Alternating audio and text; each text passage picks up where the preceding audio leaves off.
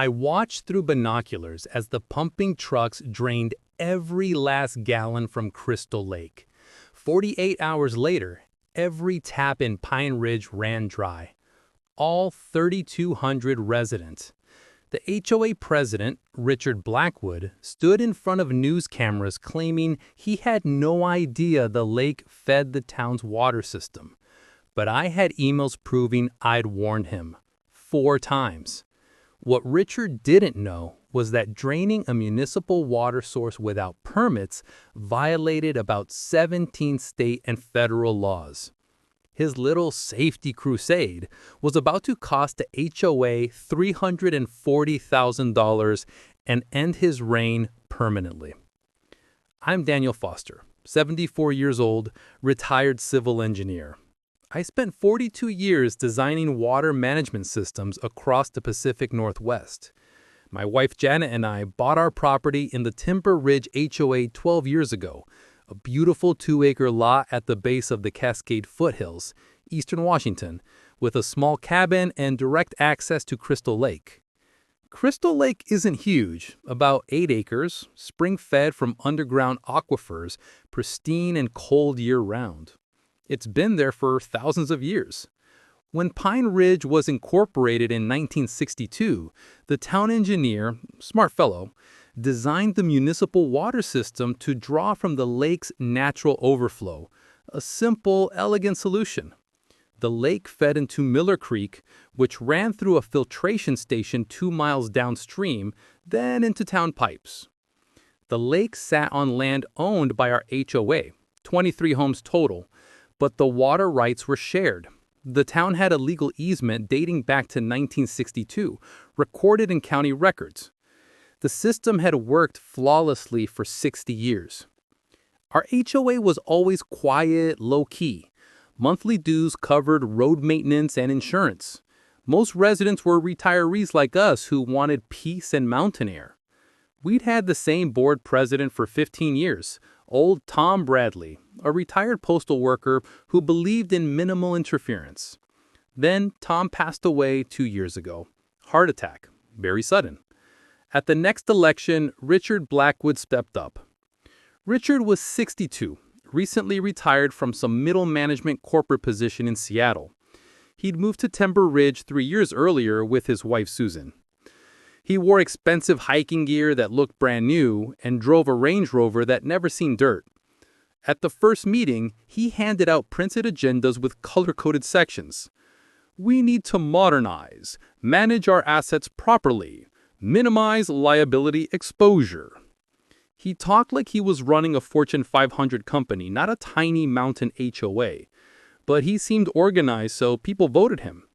I abstained. Something about Richard reminded me of the corporate lawyers I dealt with in my career, more concerned with covering their backsides than solving actual problems. The first sign of trouble came on a Saturday morning in May. I was fishing from my dock when Richard appeared on the trail, carrying a clipboard. Morning, Daniel. Mind if we chat about the lake? I should have known right then. Richard settled on a rock, consulting his clipboard.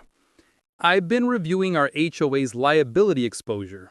This lake presents significant risk factors: drowning potential, contamination concerns, attractive nuisance doctrine for children.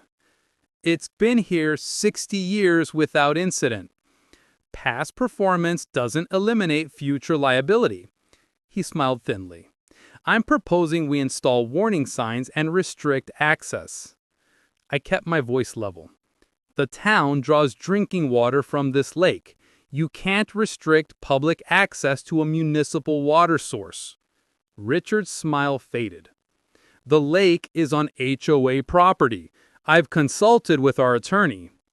Did you consult the county water easement from 1962? He blinked. What easement? I explained the whole system. How the lake overflowed Miller Creek, how the town's filtration station worked, the legal agreements. Richard listened with growing irritation, like I was explaining something inconvenient. He said finally, I'll look into it, and left. 3 weeks later, the HOA received a quote for $8,000 to install fencing around the perimeter of the hazardous water feature. Richard had requested it without board approval. At the meeting, I brought copies of the water easement. "You can't fence a public water source," I said. "It's legally protected." Richard's jaw tightened. "The easement covers the creek, not the lake itself." "The creek flows from the lake. They're the same system. I designed systems like this. I knew exactly how they worked." The board voted down the fencing, barely. Richard glared at me the entire meeting. A month later, Janet found a notice on our door. The HOA was commissioning an environmental assessment of Crystal Lake to evaluate potential health hazards. Richard had hired a consulting firm from Seattle, $4,500 split among homeowners. Our share was $195. I called Richard. "This is unnecessary. The town tests that water monthly. It's pristine." "Town testing covers the creek downstream, not the source lake," he said coolly. "As HOA president, safety is my responsibility." The consultants came out, took samples, and issued a report 6 weeks later. I read it carefully. The lake was clean, no contaminants, excellent quality. But buried in page 9 was a paragraph about theoretical risk of bacterial growth in stagnant areas and recommended monitoring protocols. Richard seized on it. At the next meeting, he waved the report dramatically. "We have documented evidence of potential health risks. I'm proposing we drain the lake and convert the basin to a dry retention pond. Eliminates all liability." The room went silent. Then everyone started talking at once. "You can't drain the lake." I stood up, my voice sharper than intended. "That's the town's water supply." "The town has other options." "No, they don't. I helped design municipal systems for 40 years. Pine Ridge draws 80% of its water from Miller Creek. If you drain that lake, you'll cause a shortage." Richard's face turned red. "You're fear-mongering. The town has wells. 2 backup wells for emergencies, not enough for 3,200 people." He pointed at the report. "The data shows risk. I have a fiduciary duty to this HOA." The board voted. 4 in favor of draining, 3 against. Richard had lobbied them privately, I realized, scared them with liability lawsuits. I went home shaking. Janet touched my arm. "He won't actually do it. He's bluffing." But 2 weeks later, the pumping trucks arrived. I ran down to the lake that Tuesday morning and found 3 industrial pumps already positioned at the shore. Thick hoses snaked down into the water. Richard stood with 2 contractors, gesturing at the lake. "What the hell are you doing?" I shouted. Richard turned, expressionless. "Implementing the board's decision. The lake will be drained over the next 48 hours. You'll cut off the town's water supply." "I notified the town council 2 days ago. They're aware." That stopped me. He'd notified them? Maybe I was wrong. Maybe the town had backup plans I didn't know about. "Did they approve this?" I asked. "I sent an email informing them. Professional courtesy." Richard turned back to the contractors. "Proceed." The pumps roared to life. I watched the water level drop, inch by inch, feeling sick. I called the town hall. The receptionist transferred me 3 times before I reached someone in public works. "We got some email from an HOA, the man said. "But honestly, we thought it was a joke. Nobody would actually drain Crystal Lake." My blood went cold. "They're doing it right now." Silence. Then, "Hold on." 20 minutes later, a town engineer called me back. "Mr. Foster, we're looking into this, but if that lake drains, Miller Creek will drop to 15% flow within 24 hours. Our filtration system will shut down automatically. The backup wells can't handle demand. We'll have to declare a water emergency." "Stop them," I said. "Get an injunction." "We're trying, but it's after hours, and we need to find the judge. It might take until tomorrow morning." By tomorrow morning, the lake would be empty. I hung up and made a different call. If Richard wanted to play with environmental regulations, I knew exactly who to contact. I spent that night making calls and sending emails while the pumps ran continuously. Janet brought me coffee at midnight. "Come to bed, Janet," she said gently. "Not yet." First, I contacted the Washington State Department of Ecology. Draining a natural water body required permits under the State Environmental Policy Act. I'd worked with SEPA regulations for decades. I left a detailed voicemail with their emergency hotline citing specific violations. Second, I emailed the EPA regional office. Crystal Lake fed a municipal water system. That made it federally protected under the Clean Water Act. Altering it without permits violated federal law. I attached photos, maps, and the county's 1962 easement documents. Third, I documented everything. I drove to the lake at 2 a.m. with my camera and flashlight. The water level had dropped 8 feet. The pumps scream in the darkness. I photographed everything: the equipment, the receding shoreline, the dry rocks already appearing. I recorded a video of the contractor's truck, license plate visible. Then I filmed myself. This is Daniel Foster, 2:17 a.m., September 14th. Crystal Lake, primary water source for Pine Ridge, is being illegally drained by Timber Ridge HOA without environmental permits or municipal approval. Current water level has dropped approximately 8 feet in 16 hours. Fourth, I pulled every email Richard had ever sent about the lake. I had 4 where I had explicitly warned him about the town's water dependency. In one in July, I'd written, "Draining Crystal Lake will cause immediate municipal water shortage. Please consult with town engineers before proceeding." His response was, "Your concerns are noted." That phrase would haunt him. Fifth, I contacted a law firm in Spokane that specialized in environmental cases. At 8 a.m., I had a phone consultation. The attorney listened carefully. "How much damage are we talking about?" she asked. "The town will run dry by Thursday. They'll need to truck in emergency water, drill new wells, possibly relocate the entire filtration system. Millions in costs." And the HOA president was warned 4 times in writing. Mr. Foster, this isn't just an HOA dispute. This is potentially criminal environmental vandalism. The state will pursue this aggressively. "Good," I said. By Wednesday afternoon, the lake was empty. A muddy basin remained, fish flopping in scattered puddles. I felt sick looking at it. 60,000 years of spring water, gone in 2 days. But Richard Blackwood had just committed professional suicide. He'd ignored an engineer's warnings, violated state and federal environmental laws, and endangered an entire town's water supply. Now I just had to wait for the consequences. Thursday morning, every tap in Pine Ridge ran dry. The town declared a water emergency by 10 a.m. Schools closed, restaurants shut down.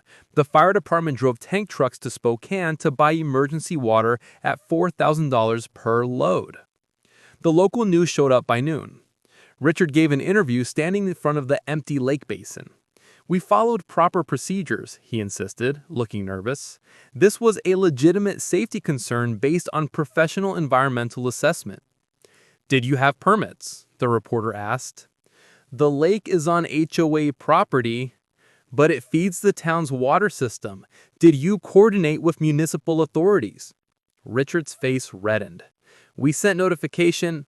That's when the State Department of Ecology vehicles arrived. 3 official trucks, 2 inspectors in khaki uniforms. One of them walked straight up to Richard. "Richard Blackwood, I'm Inspector Sarah Chen, Department of Ecology. You're in violation of SEPA regulations, State Water Code 90.03, and unlawful alteration of a protected water source. We need to speak with you immediately." The news cameras captured everything. Richard's face went pale. We had an environmental assessment." "An assessment isn't a permit," Inspector Chen said coldly. "You've drained the municipal water source without authorization from Ecology, EPA, or the county water district." "Who authorized this work?" "I'm the HOA president. The board voted." "Your HOA doesn't have authority over public water sources." She handed him papers. "This is a cease and desist order and notice of violation. The EPA will be contacting you separately. Do not leave the area." By Friday, federal investigators had joined the state team. I was interviewed 3 times, first by Ecology, then EPA, then the county prosecutor. I provided all my documentation, the emails, the warnings, the photos, the timeline. I told him he knew, I told the prosecutor. I warned him explicitly in writing 4 separate times. The prosecutor reviewed the emails. "Your concerns are noted," he read aloud, then looked up at me. "He acknowledged your warnings but proceeded anyway." Yes. That establishes willful negligence. The town's emergency lasted 9 days. The cost of trucked water, lost business, and emergency well drilling exceeded $280,000. The state added another $60,000 in fines for environmental violations. The EPA issued additional penalties. Richard hired a lawyer. The HOA's insurance refused to cover willful environmental violations.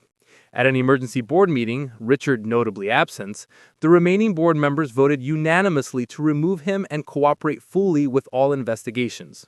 Susan Blackwood listed their house for sale 3 weeks later. I heard Richard was facing personal liability for the entire amount. The news cameras never stopped calling. The final settlement took 6 months. Richard Blackwood was personally liable for $340,000. The town's emergency costs, state fines, EPA penalties, and restoration expenses. The HOA's insurance covered a small portion, but Richard's refusal to obtain permits meant most exclusions applied. He declared bankruptcy. Their house was sold at a loss. Last I heard, they had moved to Arizona. Someone told me Susan filed for divorce, though I never confirmed that. The State Department of Ecology oversaw the lake's restoration. Natural spring flow refilled the basin over 4 months. They installed permanent monitoring stations and officially designated Crystal Lake as critical municipal water source protected. Any future alterations would require state and federal approval. The town upgraded their filtration system and drilled 3 additional backup wells paid for by the settlement money. Pine Ridge now had proper water security for the first time in its history. Our HOA elected new leadership. Maria Gonzalez, a retired school teacher who had lived here 18 years, became president. Her first action was implementing a policy.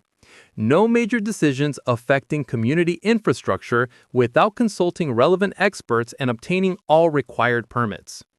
They installed a small plaque at the lake trailhead. Crystal Lake, protected municipal water source, Est 8000 BCE, restored 2023. Janet and I still take our morning walks around the lake. The water is pristine again, exactly as it's been for thousands of years. Fish jump at dawn, ospreys nest in the tall pines. The town's pipes carry clean water to every home. Sometimes I see new residents fishing from the dock. They don't know the whole story, just that the lake is beautiful and protected. That's enough. Some lessons don't need repeating. Looking back, I don't take satisfaction in Richard's downfall. What I feel is relief. Relief that common sense and environmental law prevailed before permanent damage was done. I learned something important through this ordeal. Expertise matters. Richard treated the lake like a liability on a spreadsheet, ignoring 40 years of engineering knowledge and 60 years of proven functionality. His arrogance didn't just cost him personally, it endangered an entire community. I also learned that documentation is everything. Those 4 emails warning Richard about the consequences became the evidence that proved willful negligence. If you're dealing with someone making dangerous decisions, put your warnings in writing. It matters. Most importantly, natural resources are everyone's responsibility. Lakes, rivers, aquifers, they existed long before HOAs and property lines, and they'll exist long after. Respect them, protect them, and never let bureaucratic arrogance override environmental common sense. Thanks for listening to my story. If this resonated with you, I'd appreciate a subscription. Sometimes the best way to prevent future mistakes is sharing the lessons from past ones. Take care.